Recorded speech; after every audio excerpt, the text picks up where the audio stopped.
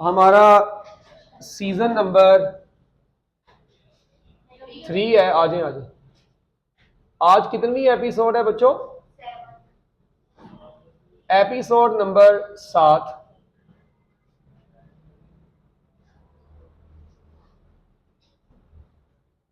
नाम है टॉपिक का मूवमेंट ऑफ इनर्शिया।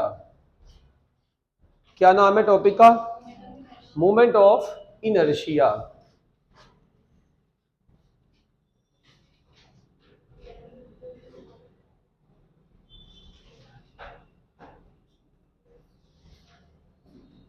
इसी मूवमेंट ऑफ इनर्शिया इसी मूवमेंट ऑफ इनर्शिया को याद रखिएगा बच्चों, हम रोटेशनल इनर्शिया भी बोलते हैं।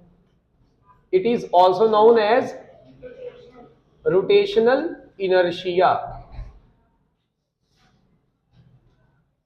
जब भी कोई बॉडी सर्कल में मूव करती है, किस में मूव करती है?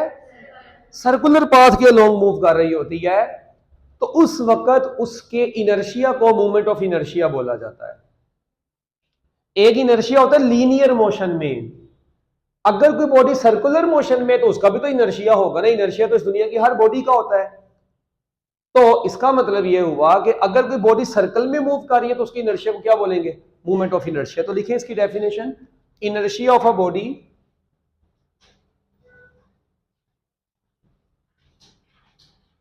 सर्कल में मूव कर रही है, इसका मतलब या पूरी बॉडी रोटेट कर रही है। तो inertia of a body due to rotation, inertia of a body due to ओ गूंगो, अच्छा मुंह बंद करो, इज कॉल्ड, ये आप लोगों में से तो नहीं कोई लगा होगा,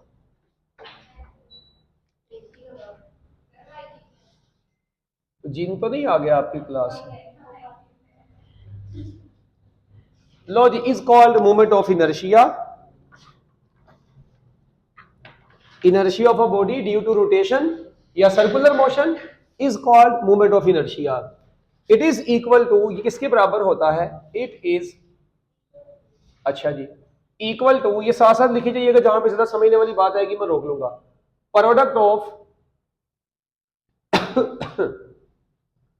mass of the body and square of its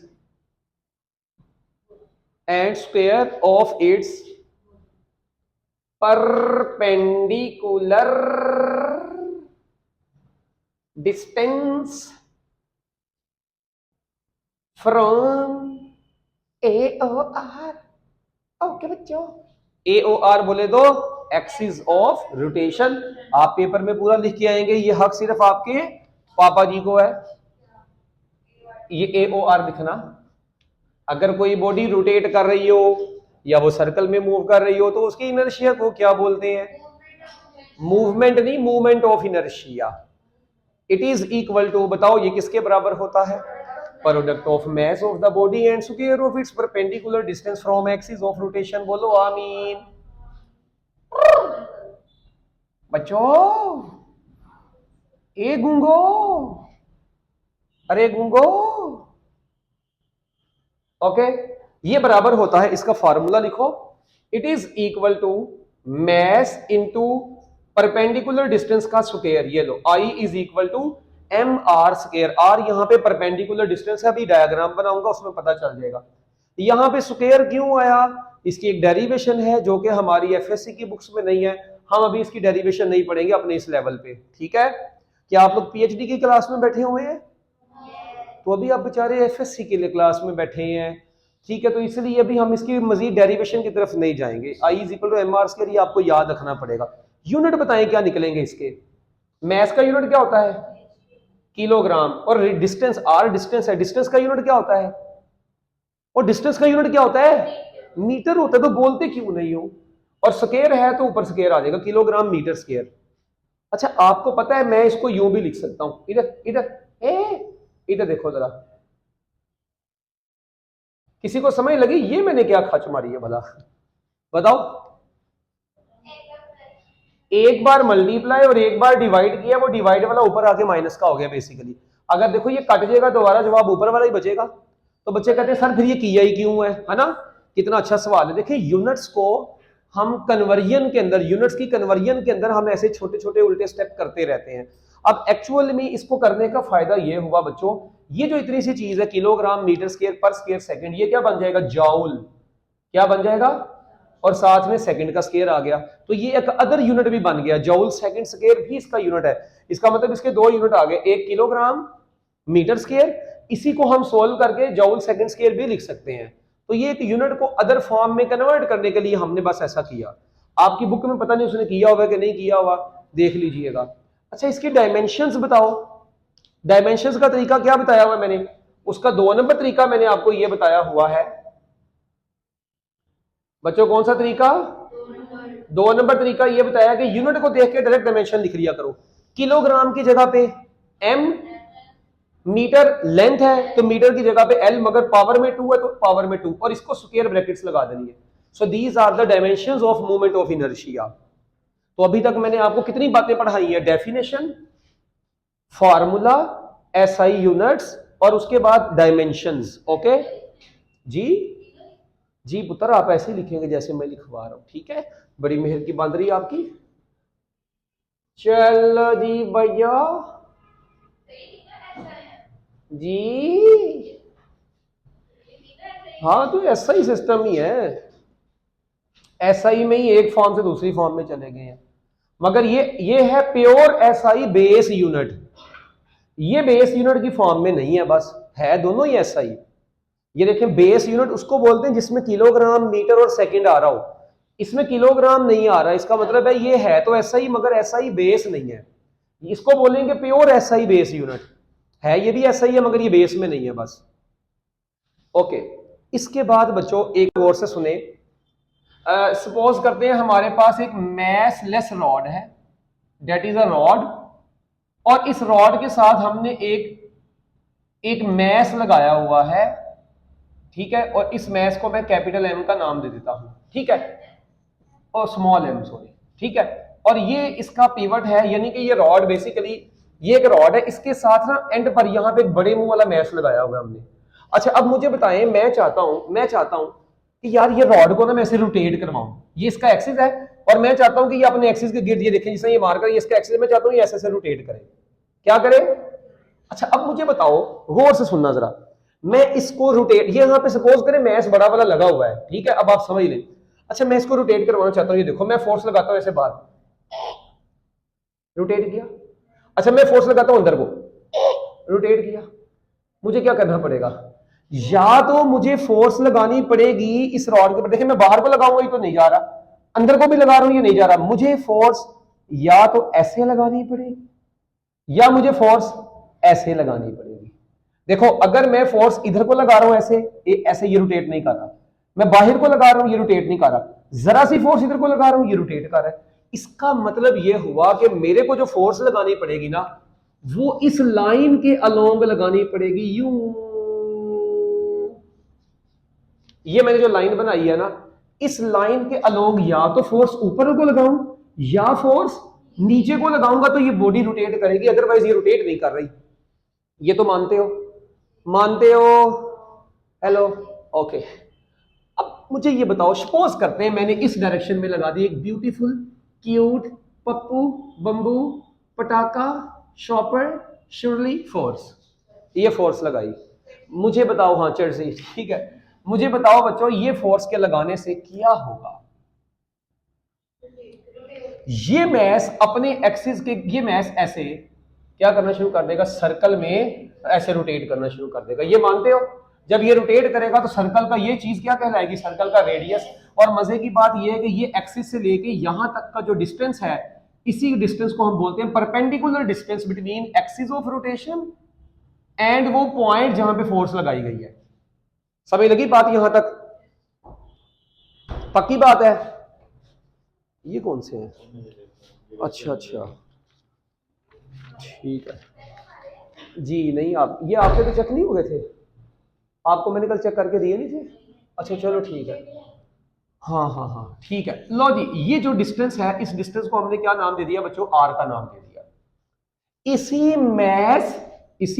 mess और डिस्टेंस के स्क्वायर को क्या बोलते हैं, मोमेंट ऑफ इनर्शिया बोलते हैं। ठीक हो गया। जो बॉडी सर्कल में मूव कर रही है उसका मास और उसके एक्सिस से परपेंडिकुलर डिस्टेंस के स्क्वायर के प्रोडक्ट को क्या बोलते हैं, मोमेंट ऑफ इनर्शिया। अच्छा मुझे अब एक बात बताओ, ये जो लाइन है क्या ये टेंजेंट लाइन नहीं है? बताओ टेंजेंट लाइन कौन सी होती है? जो सर्कल के टेंजेंट के अलोंग होती है, मतलब जो सर्कल को एक पॉइंट पे टच करके गुजरती है। तो ये देखो सर्कल को टच करके गुजरी, टच। ओके, तो ये जो फोर्स है इसका मतलब है ये फोर्स की वजह से पहले मैस रेस्ट पे था, जब ये फोर्स लगी तो ये मैस मोशन में आ गया। तो मुझे बताओ जब ये फोर्स लगेगी इसके ऊपर तो इसके अंदर एक एक्सेलरेशन प्रोड्यूस हो जाएगा, कोई होगा कि नहीं? तो लिखो जल्दी जल्दी अंग्रेजी लिखो, consider a body of mass m। जल्दी लिखना, टाइम नहीं है मेरे पास, ये मैंने लिखवानी नहीं थी फिर भी लिखवा रहा हूं, जल्दी जल्दी लिखो। Consider a body of mass m, small m, हमने मैस को स्मॉल m का नाम दिया ना। Consider a body of mass m,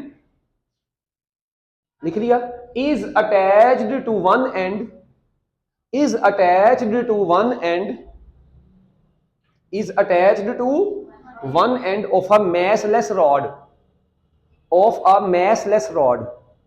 क्या मतलब है massless rod का? यानी ये रॉड नहीं जिसका मैस नहीं, जिसका मैस बहुत कम हो, massless से मुराद ये जिसका मैस ही ना हो।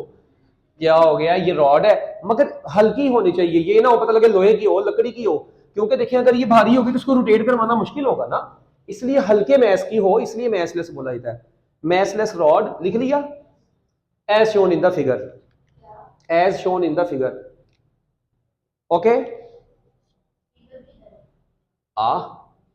वाओ, ओके लिख लिया।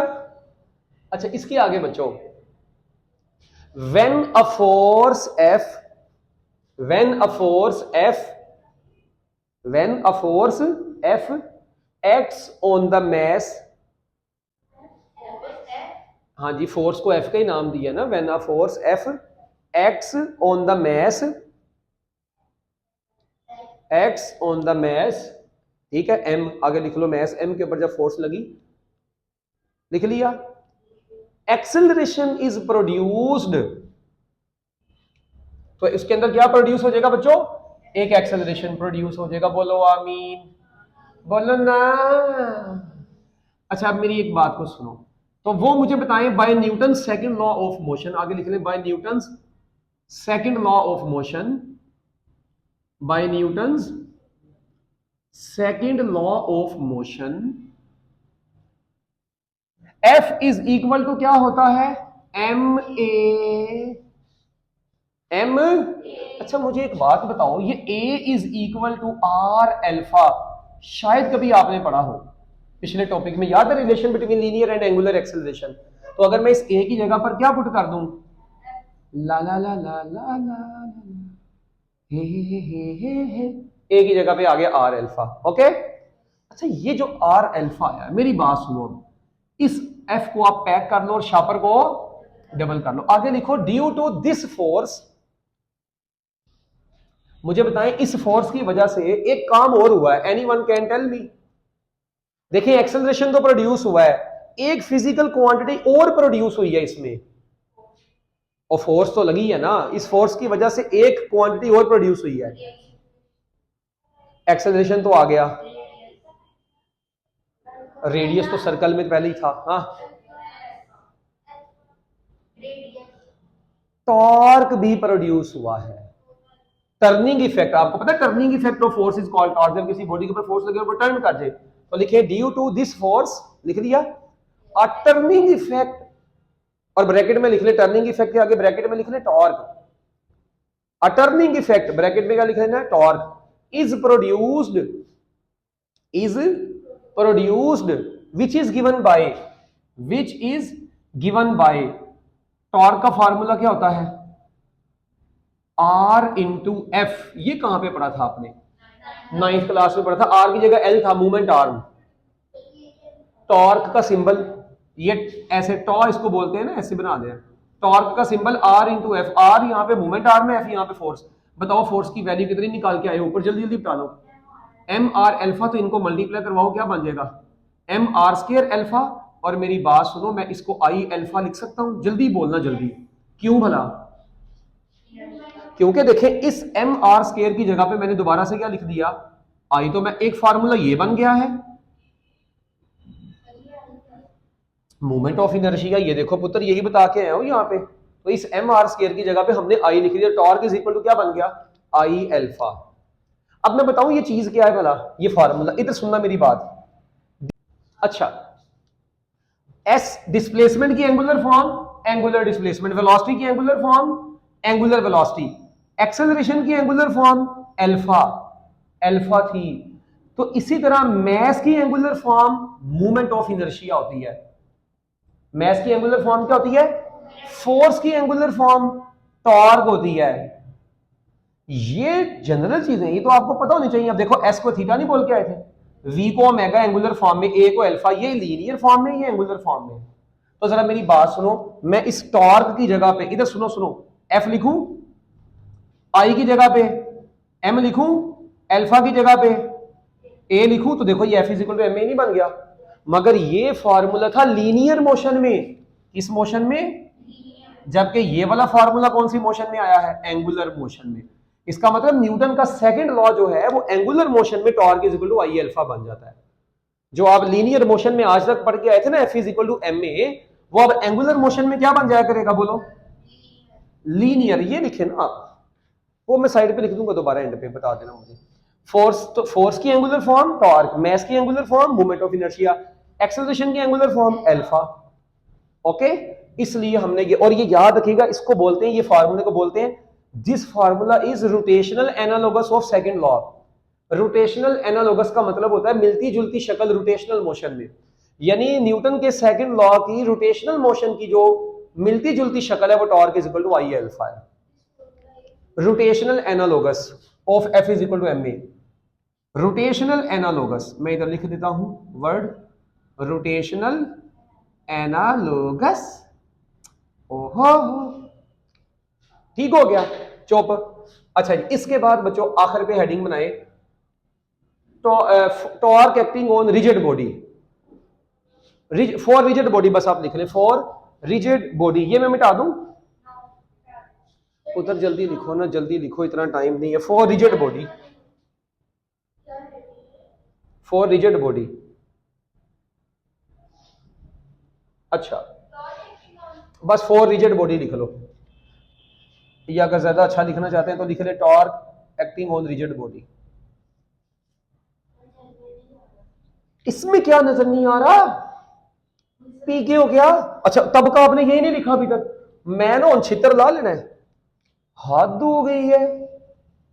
आप, मेरा ख्याल है पुत्र, मैं तो कहता हूं पेपर 2028 में दें, आप सुकून से लिखा करें, क्या ख्याल है? हाँ, फर्स्ट ईयर।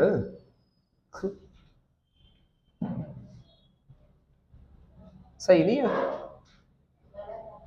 चलो कोई बात नहीं। ये पता है गलत है, तो ये नहीं पता कि अभी तक वो वाला नहीं था लिखा हुआ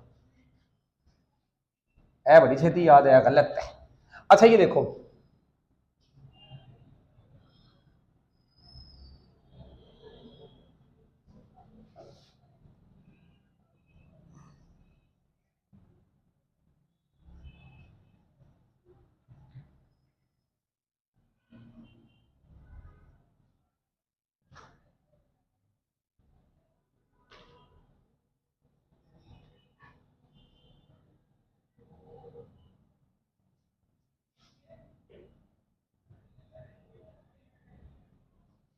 ओ ओ, ये क्या है, ये ना, ये पुत्र मैंने गुर्दा बनाया है। गुर्दा बनाया अपना, हाथ हो गई है। ये क्या है बताता हूँ पुत्र, मैं कौन सा यहाँ पे डांस करने आया हूँ, ये देखो। अच्छा, ये अब मैं मिटाने लगा हूँ, अगर अभी नहीं तुमने बनाया तो जाओ फिर, तुम दौड़ो निकलो, तुम्हारा इस प्लेनेट पे कोई काम नहीं है, कोई भी काम नहीं। कैलकुलेशन थोड़ी लेंथी है ना, वाकई नहीं था लिखा अभी तक, आपके साथ वाली ने लिख लिया था, उससे देख के लिखो। अच्छा इधर देखिए, मेरी बात सुने पुत्र, इतना टाइम नहीं ना होता, आप थोड़ा स्पीड बढ़ाएं। ये देखो इधर, ये एक ना रिजिड बॉडी, रिजिड बॉडी का मतलब होता है जिसके ऊपर आप कोई फोर्स लगाएं मगर उसकी शेप में कोई चेंज ना आए, उसको क्या बोलते हैं, रिजिड बॉडी। ये एक रिजिड बॉडी है, ये इसका एक्सिस है, रिजिड बॉडी इररेगुलर शेप की। अच्छा बताइए शेप का नाम क्या है, सर्कल, स्फेरिकल, रेक्टेंगुलर, स्क्वायर, अच्छा अमीबा, माशाल्लाह। अच्छा, तो इसका कोई स्पेसिफिक मतलब शेप नहीं बन रही, तो इसको बोलेंगे इररेगुलर शेप की बॉडी है। तो इररेगुलर की इसका मतलब इसका जरूरी नहीं है कि सेंटर भी सेंटर में ही होगा, कहीं पे भी हो सकता है, आर्बिट्रेरी एक्सिस होता है। अच्छा, लेट्स सपोज ये अपने सेंटर के गिर रही है, और क्या एक बॉडी छोटे छोटे मैसेज से नहीं बनी होती? तो सपोज करते हैं यहां पे M1 M2 M3 Mn, n message है, हमें नहीं पता कितने ज्यादा, हमने M1 M2 M3 Mn का नाम दे दिया। हर मैस का distance R1 R2 R3 Rn, done हो गया यहां तक। अच्छा, अब मुझे ये बताओ, अगर मैं इस पूरी बॉडी को करवा दूं रोटेट, क्या करवा दूं? रोटेट करवा दूं किसी पर्टिकुलर एंगल के ऊपर, तो मुझे बताओ क्या जब मैं इसको रोटेट करवाऊंगा तो इसका हर पार्टिकल भी नहीं सर्कल में मूव करेगा? मुझे एक बात बताओ, तुम गाड़ी में बैठे हो हैं, तो जिस स्पीड पे गाड़ी जाती है तुम भी तो उसी स्पीड पे जाते हो। कभी ऐसा हुआ तुम गाड़ी में बैठे हो, गाड़ी चली गई, तुम पीछे ही रह गए हो? वो गाड़ी नहीं, वो खोती रही है ठीक है। अच्छा, तो मेरा पुत्र एक बात का ख्याल रखें कि जब आप किसी बॉडी को रोटेट करवाते हैं तो उसके अंदर की मौजूद हर चीज भी घूम रही है। ये मार्कर है, मुझे बताओ यहाँ पे लिखा है ड्राई इरेज, अच्छा मैं इसको घुमाऊं तो कभी देखा हो डी के मैं नहीं जाना आगे, तू जा, आर के मैं पीछे रह रहा हूं, वाई के अच्छा मैं ज्यादा आगे जा रहा हूं, यार ये कौन सी खच हुई? इसका मतलब ये हुआ कि जिस जिस वेलोसिटी से, सुनना मेरी बात गौर से, जिस वेलोसिटी से एंगुलर वेलोसिटी, जिस एंगुलर एक्सेलरेशन से और जिस एंगुलर डिस्प्लेसमेंट से आप इस बॉडी को घुमाएंगे, उसी वेलोसिटी एक्सेलरेशन और एंगुलर डिस्प्लेसमेंट इसका हर पार्टिकल घूम जाएगा। कैसे? पहले सपोज करें आपने इसको घुमाया 30 डिग्री, तो ये देखें M1 भी कितना आगे चला गया, ये देखें M1 पहले यहां पे था, कहां पे चला गया? इधर। M2 इधर था, इधर चला गया, M3 इधर था, Mn इधर था, देखो थोड़ा सा आगे आ गया। यानी पूरी बॉडी घूमी है तो उसका हर मैस भी आगे आगे घूम गया थोड़ा थोड़ा। यहां तक बात समझ में आई? तो अगर मैं आपसे पूछूं इन सब में से किसका एंगुलर एक्सेलरेशन सबसे ज्यादा होगा, आप कहेंगे सबका एंगुलर एक्सेलरेशन सेम होगा। क्यों? क्योंकि जिस एंगुलर एक्सेलरेशन से पूरी बॉडी घूमी है, हर पार्टिकल भी उसी एक्सेलरेशन से घूमेगा ना, एक जनरल सी बात है। इसका मतलब इस पूरी बॉडी का जो टॉर्क होगा वो किसके बराबर होगा? जितने भी ये टॉर्क आए होंगे उन तमाम टॉर्क्स के सम के बराबर होगा। तो लिखें consider a rigid body of irregular shape, जल्दी जल्दी लिखो पुत्र, टाइम नहीं है। Consider a rigid body of irregular shape, consider a rigid body of irregular shape, consider a rigid body of irregular shape, लिख लिया? लिख लिया। made up of small masses M1 M2 M3 and so on, तुम भी चले जाओ coma Mn, made of small masses, आगे ये लिखने M1 M2 M3 और Mn, लिख लिया? जल्दी जल्दी लिखो, जल्दी, टाइम नहीं है। अच्छा, क्या ये डिस्टेंसेस इक्वल होंगे? क्योंकि इररेगुलर शेप के कोई डिस्टेंस कम है, कोई डिस्टेंस ज्यादा है, कोई डिस्टेंस कम है, कोई डिस्टेंस ज्यादा है। अब ये डिस्टेंस छोटा है, ये ज्यादा है, ये सबसे ज्यादा है, ठीक है।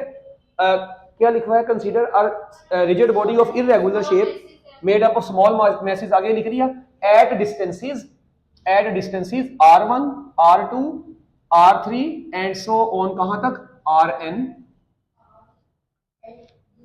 ये लिखा है आगे R1 से Rn तक, eight distances R1 R2 R3 and Rn, लिख लिया? और लिख लिया है? अरे ओ बच्चों जल्दी लिखो ना, ओके। अच्छा आगे, when the body rotates about its axis of rotation,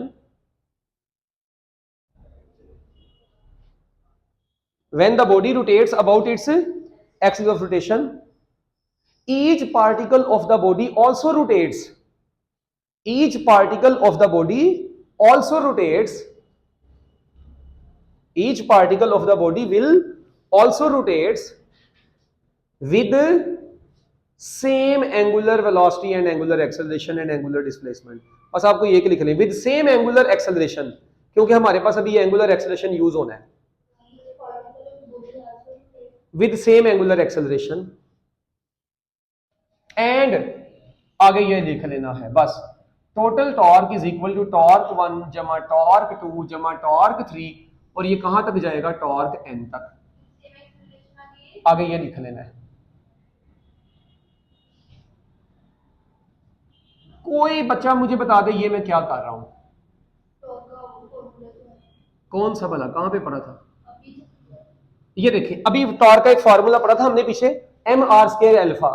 तो मैंने पहले वाले के लिए लिख दिया m1 r1, दूसरे के लिए m2 r2, तीसरे के लिए m3 r3। अल्फा के साथ 1 2 3 क्यों नहीं लगाया? अब तो बताना बनता है तुम्हारा। बताओ बताओ जल्दी बताओ। क्योंकि मैंने अभी बताया कि पूरी बॉडी का एंगुलर एक्सेलरेशन हर पार्टिकल का सेम है, इसलिए सिर्फ 1 2 3 नहीं लगाएंगे। ओके चलो, अब अल्फा को कॉमन ले लो, अंदर क्या बचेगा? m1 r1 का स्क्वायर, m2 r2 का स्क्वायर, और कहां तक जाएगा? mn r square n। वाह! और अल्फा आपको बच्चों पति है, पति है, पति है, हम इसको यूं भी लिख सकते हैं। हो ये क्या है? ये पुत्र बस ये है बड़ी प्यारी चीज। ए आलो जी, ये तो गया फटे पे लोग तुम्हारा। अब तुम सोच रहे हो ये कहां से आया? मेरी बात सुनो, ज्यादा लंबी बात नहीं, मैं बताऊंगा बस इतना। एम आर स्क्वायर सब में आ रहा है। सुनो पहले बात में नोट करना, एम आर स्क्वायर सब में आ रहा है, आ रहा है। अच्छा, और बार बार रिपीट हो रहा है, कभी 1 कभी 2 कभी 3 कभी सोन n तक आ रहा है। तो मैंने लिखा एम आर स्क्वायर, ये लिख दिया। और एम आर स्क्वायर का क्या हो रहा है? सबका सम हो रहा है, मैंने समेशन लगा दिया। अच्छा, अब ये सम कहां से शुरू हो रहा है? 1 से शुरू हो रहा है, और कहां पे खत्म हो रहा है? n पे खत्म हो रहा है। तो लोअर वैल्यू जहां से शुरू हो रहा है वो नीचे लिखेंगे, अपर वैल्यू जहां पे खत्म हो रहा है वो ऊपर लिखेंगे। अब इस 1 से n तक को कोई नाम दे दो। हमारी बुक वाले ने इसको नाम किसका दिया है? आई का, और इधर लगा दिया आई। आप x का नाम दे दें, आप r का नाम दे दें, आप y का नाम दे दें, जो मर्जी नाम दे दें। देखिए इसका फायदा क्या है, इधर सुनो सुनो। आप i की वैल्यू, इसका मतलब है यहां पे i की वैल्यू क्या है? 1 2 3 एंड n तक। अब मेरी बात सुनो, आप i की जगह 1 पुट करो तो क्या आएगा? m1 r1 स्क्वायर, फिर समेशन की वजह से आएगा प्लस, फिर नेक्स्ट वैल्यू क्या है? 2, तो ये बन जाएगा, फिर नेक्स्ट वैल्यू क्या है? 3, फिर वो आ जाएगा, एंड सो ऑन, एंड वाली को n पुट करेंगे तो वो एंड वाली आ जाएगी। समझ लगी बात? नहीं समझ लगी? इधर देखो मेरी बात सुनो, अगर लिखा हो f1 प्लस f2 प्लस, हाँ जी मैं वही बताने लगा और मैं नचने लगा हूं। ये देखो, ये सपोज करिए f20 तक जा रहा है। मैं कहता हूं यार इसको मैंने ना छोटा करके लिखना है। क्या चीजें ऐड हो रही हैं? फोर्स, सबका क्या हो रहा है? सम। अच्छा, ये स्टार्ट कहां से हो रही है? 1 से, और जा कहां पे रही है? तो मैं इसको इस 1 से लेके 20 तक को क्या नाम देता हूं? आई का, और यहां पे आई लगा दूंगा बस। ये आई क्यों लगाया? क्योंकि आई की वैल्यू बारी बारी पुट करनी है। आई की जगह 1 पुट करो, f1 आ जाएगा, फिर क्या आएगा? 2, f2 आ जाएगा, फिर क्या आएगा? 3। यानी आई की हर वैल्यू इधर पुट करेंगे तो ये बनता जाएगा। एक वैल्यू नहीं लिखेंगे, सबका सम लिखेंगे ना पुत्र।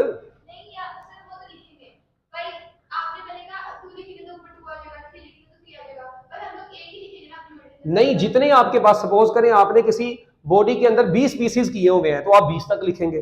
30 मैस है 30 तक लिखेंगे। 100 है तो 100 तक लिखेंगे। आपने जाना उस पॉइंट तक है जितना आपने यहां पे खत्म किया होगा ना। अभी वापस हो जाओ। अच्छा एक मिनट रुको, ये देखो ये एम एन क्यों आया है? क्योंकि आप nth मैच तक गए हैं। आप इसकी जगह पे 20 लिख लें, 30 लिख लें, 40 लिख लें। अच्छा, बुक पे ना आखिर पे आप साइड पर देखो, जल्दी जल्दी देखो, 4 ऑब्जेक्ट्स के मूवमेंट ऑफ इनर्शिया लिखे हैं, थिन रॉड का और रिंग का, सिलेंडर का, और उसी पेज पे नजर आ रहे हैं साइड पे लिखे हुए। ये 4 एमसीक्यूज है बड़े मशहूर, इनको आपने याद कर लेना है, न्यूमेरिकल में एक यूज भी होगा। ठीक है, तो ये लॉन्ग आपका पूरा बशीर हो चुका है।